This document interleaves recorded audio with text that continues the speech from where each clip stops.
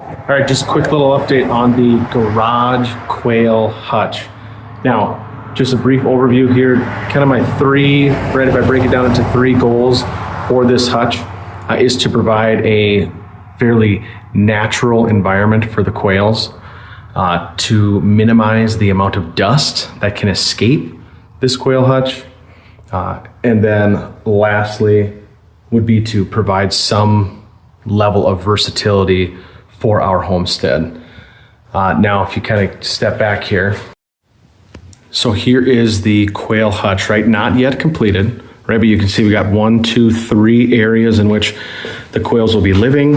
And then up top, you got a little spot for a shelf. This right here is going to go right over here, right? And when I was talking about versatility, this quail hutch is only half, right? So I realistically, this is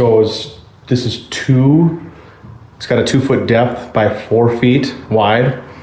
I am going to build 2 of these that can hopefully connect to one another, right? So realistically, each one of these enclosures is going to be 2 by 8, which should be more than enough space to house what potentially about 5 to 6 birds per enclosure to begin with, right? At that point in time, if things are going well, maybe you bump it up. But really, my plan for this is to be a fairly low density quail hutch. Like I said, one of the other goals was to provide a natural environment. So I don't want them to feel jam packed in here, but obviously I want them to have some company, right? So there's going to be a few birds in each one of these. The other way in which I'm going to try to achieve a natural setting is, instead of hardware cloth, right? I am going to be using some sort of deep litter method or providing some sort of amount of soil here. This goes 22 inches. So even if you get, right, 10 inches of soil or 10 inches of bedding, I mean, they're still going to have 12 inches, which from what I understand is more than enough for quail. Then within this area, right, you provide some sort of food, water, and then some sort of sand dusting area. Hopefully, if this all works out correctly, they should just be able to kind of do little dirt baths, dust baths anywhere. Or you could go, one of these has some sort of soil deep litter method, and maybe the other hutch that has sand in it. So once again, trying to provide versatility for what this can be utilized for in the long run, right? So say quail doesn't work out, this could be used to grow out rabbits you could put, right, in each one of these. You could close them off. You could put individual rabbits in these, right, where you could say, hey, this one's got all the bucks in it, then the other one has all the does, or you got some does with their kits in each one of these. So just on a small homestead, really the key is to try and get or achieve as much versatility as possible, because you have limited space, right? So far, I think this has worked out very well. And I'll try to, I think on the next, as I build the next one, maybe get a little bit more detailed. As I construct these, I very quickly realize how, unskilled I am in terms of carpentry.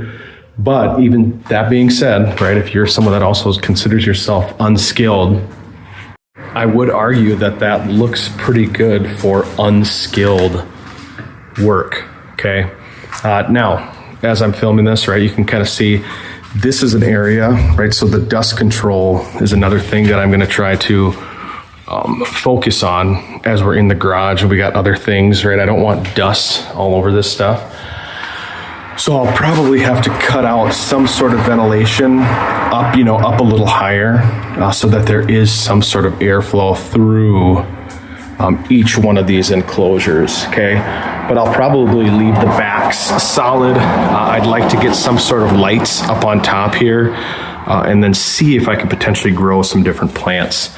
And then lastly, the only other thing that kind of adds to the versatility and being able to move things around is I'm going to put some wheels on this thing, so some casters, so that I can hopefully wheel this thing around.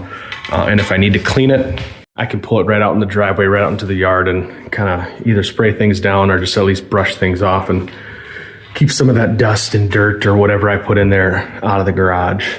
Now, the next step is going to figure out just how I'm going to put doors on here. More than likely, I'm going to run some sort of 2x4 down the middle, right? And then put doors there.